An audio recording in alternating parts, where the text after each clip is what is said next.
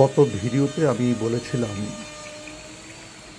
যে হাঁসগুলোর মূল্য কত হবে। তো এই পিকিং 13 এই হাঁসের একদিনের বাচ্চা তার মূল্য পড়ে হলো 90 টাকা। আর যদি এটা ভ্যাকসিনকৃত কিনেন, যেটা মেডিকেটেডলি ওরা সব চেক করে দিবে, এর ভিটামিন ওষুধপত্র যা লাগে, তো সেই ক্ষেত্রে যদি আপনি 10 দিনের বাচ্চা কিনেন তাহলে এর ক্রয় মূল্য পড়বে 150 টাকা। সবচেয়ে ভালো হয় একদিনের বাচ্চা কিনলে, একদিকে টাকার সাশ্রয় থাকে আর ওষুধগুলো কিনতে পাওয়া যায়, সাথে দিয়ে দেওয়া হয়।